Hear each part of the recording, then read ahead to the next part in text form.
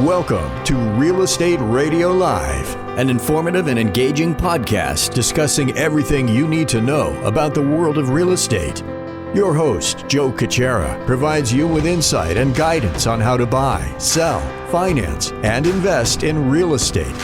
He also offers real estate tax management strategies, new construction advice, home improvement tips, and much, much more. And now, to guide you around the world of real estate, here's your host and Real Estate Radio Live team leader, 𝗘𝗀𝗓𝗏.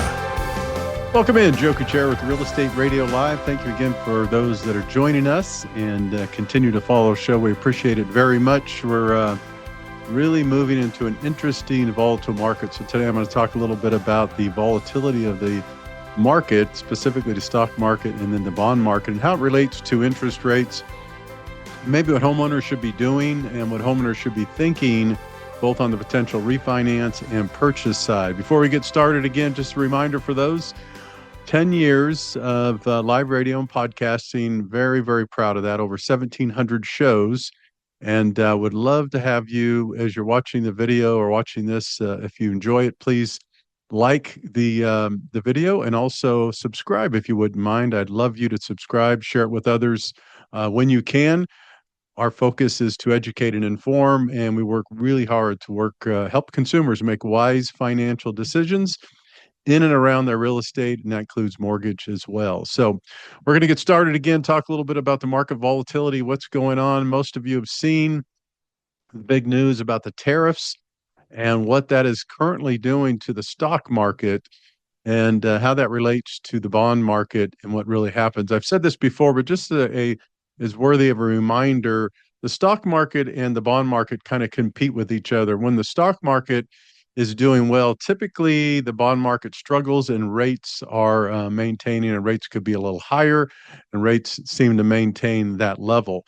When the stock market struggles, typically, not every time, but most of the time, if you're seeing a pullback in the market or correction in the market, is when we start to see mortgage-backed securities get better and rally, which equates to better long-term mortgage rates. So we'll talk a little bit more in another show about the Fed raising and lowering rates and how that really doesn't always have a direct correlation with the long-term interest rates. So this volatility, most of us would say it's to do with the unknown certainty of the tariffs, and whether that's going to last for a couple of weeks, a couple of months or more, we just don't know. My focus and my really objective here is to educate you, the consumer, on what you might be doing right now or what you should be doing right now as it relates to buying, selling homes, or potentially refinancing and what that means for interest rates. So we don't know how long it's going to last. The rates were close to 7% a little while back, too much earlier.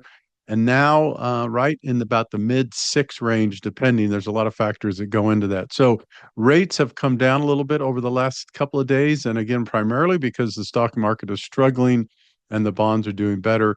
Interest rates are getting a little bit better. So what does that mean for homeowners? Inventory is still very low. It is a inventory supply and demand game right now in most markets. That's changing in some markets, but a lot of markets still, we have low inventory, and that's what's equating to, and that's what is making the prices and pushing these prices a lot higher on real estate. So if you're a buyer, now is a great time to re-engage and get started. Remember, that's what we do. Our team here helps people with mortgage financing, residential financing, whether it's a purchase or refinance. We also can help with commercial, but our primary business is residential financing. So if we could help you with a refinance, a purchase, we're happy to do that. And you can connect with our team. That information is right here below, but I'll give you a little bit of information to reach out to us. There's 2 different ways. You can email joe@𝗟𝗡𝗙radiolive.com. That's joe@𝗟𝗡𝗙radiolive.com, or you could always call us at area code 408-838-9060. So for buyers, great time to really take a strong look at the market right now. The reason why I'm going to say this for the first time in a while is that if rates come down a little bit, when I think they will, and they may come down a little bit more, and if that happens, we think it may happen here in the near future, then you're going to have a little more buying power for those people who are right on the bubble, potentially what you qualify for. The other thing to keep in mind too is what could start happening. We're seeing a lot more inventory go on the market just in the last couple of weeks. So we expect that trend to continue, which means we'll probably likely get more inventory in the market in many different areas. Right now, again, the focus primarily, I am operating in Silicon Valley in San Jose, California, but we do financing all over the United States, a lot of it in California, but all over the United States as well. So if I could help you in any states, just let us know. We're also always here to help with advice and referrals. I'll say this before, we have a great network here, a great team. If you're looking for a great real estate agent, a financial planner, a CPA, contractor, an architect, any of those types of things we could help you with. We have a great network of trusted advisors that do a great job with our team here that we're very proud of. So buyers, get out there, get started. I would work with your real estate agent quickly and find out what's out there, find out what might potentially be on the market. One of the other things I want to talk about as a buyer, what I would be doing right now, even with rates coming down, maybe a little bit, we don't know how much. I don't know that we're going to get a big pullback. What I would advocate right now is that you have a strategy and a philosophy to ask for seller credit. And the reason why we want to ask for seller credit is we could buy down the interest rate and make it even more attractive for you right now, not only from a qualifying perspective, you could qualify for potentially more, but to get your payment down in a more reasonable sense. So I'll give you an example. Let's say you're out and you're going to put an offer on $1 million house and you're putting 20% down and you're borrowing 800,000. Okay. So let's say the going rate right now, again, these are all examples, is 6.5% on a 30-year fixed. And we determined that with 3 points, we could buy down that interest rate from 6.5% to 6%. Again, this is just an example. It's not real life. I'm just giving you an example of how we do this.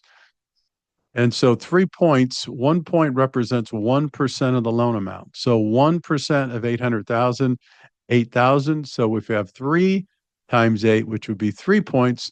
So we're looking for a $24,000 credit from the seller so that we could buy down that interest rate, again, hypothetically from 6.5 to 6. So that could bring your payment down several $100s a month and save you a lot of money long-term over this program. Remember, you could use credits, seller credits, for either buying down the interest rate and or closing costs, and you're able to do that. So keep that in mind. So I'm advocating right now that you have a conversation with whoever you're working with on the mortgage side. Again, we could help you with that. If you're working with a real estate agent, have a strategy to ask for seller credit. Now, some of you might say, Joe, in a competitive market like this, we really can't ask for seller credit because they're getting multiple offers and they're getting over asking. And I understand that. Sometimes that's a situation and sometimes we can't avoid that. So I'm not saying do it every single time, but what I'm suggesting is if you find a home that you like, take a look at the overall strategy with your real estate agent and see what they think best is for you to do. In other words, they may come to you and say, listen, Joe, this is a competitive marketplace. This home's going for 1 million. It might go for more. I don't think we could ask for any credit. We should probably just go in where we are. Okay. And that's fine if you take their advice. Let's say the home's sitting on the market for a month or so and they've reduced the price and you feel like you're in a little better negotiating position. So then maybe you work with your real estate agent again to go in and ask for some seller credits so you could buy down the rate and or the closing costs. Now, you have to be careful a little bit looking at this. Some people might say, well, if I could buy down the rate and ask for, 40 or 50,000, why don't I just lower the purchase price? Well, you could do that too. You could ask for a less of a price, right? So if they're asking $1 million and you want to go in at 960 instead of asking for a $40,000 credit, you could do that. You just have to simply run the numbers and see what works best. And I'll tell you what. So you have to, again, we do this exercise with people every day. So you look at that purchase price and you see it at 940 and you think, okay, what is the payment at 940 at the market interest rate? Let's, again, for example, 6.5%. And then what if instead of paying 940, we paid $1 million, but then we got $40,000 of credit and drove that interest rate down to 6%? Could I save myself a couple $100 a month, even though I'm paying a little more for the house? So these are the numbers we run. These are really the analysis that you should be doing with your mortgage advisor. And we're here to help you for that as well. All right. So that's on the buy side. On the seller side, it's an interesting time right now. Markets have never been so high in most states, most cities, more counties, we've seen appreciation continue to go up. What I know is this is not going to last forever. What I think, and I said this in an earlier podcast, is we could be looking for some kind of a correction. I would suggest sometime this year, early next year, sometime in the next 12 to 18 months. I think we'll get a certain correction in most markets. Now, I can't tell you exactly where that's going to happen. I can tell you where we have a weaker job market and we have secondary homes and a lot more land to build. Those places will be the ones that will retract, and those prices will come down sooner, quicker than, say, a Silicon Valley and maybe a strong job market in certain parts of Texas, New York. It really just depends on where you are. If you have a thriving job market and you have high salaries, then it's likely that you're going to get a little less pullback unless there's massive inventory that comes on the market. But if you're in a market where you're getting some pullback and your job market is not super strong and maybe unemployment's a little bit high, that is when you're going to be able to probably get more pullback on the purchase price and the evaluations of some of these homes. It's coming. I guarantee you, no one could tell you when. We could just give you estimates, but it is coming. House prices cannot continue at this pace. And when I say cannot continue, they might, but at one point, there'll be a tipping point with a combination of home affordability, which is super low right now, large amounts of credit that consumers have accumulated. We'll talk about that in another show. Okay, that's another factor. And then homes on the market. You start getting more homes on the market and a combination of that, then you're going to get prices that are going to come down even quicker. The other dynamic that could happen, if all these people, even with low interest rates right now, are reluctant to sell their home or get out of their home, if they get a sense that prices are coming back or retracting, that is when we could get a flood on the market with more real estate. If we get a sense, if homeowners get a sense that we have hit a peak and they start to say, gosh, I want to take my equity off the table. Now it's time to move. Even though I have a 3% interest rate, I'm going to move because if I lose a couple $100,000 in equity, this 3% interest rate is not going to mean that much. So that's when we could also get more and more inventory on the market. All right, that's on the seller side. I will say with interest rates, the last thing I'll say on this educational video is this. I talk to people every single day. And I get it. You're reluctant to get rid of that 3 or 3.5% interest rate or 4%. I completely understand. But here's what I'm seeing behind the scenes, not with everybody, but a large amount of consumers have accumulated record debt, home equity lines, credit cards, student loans, different things.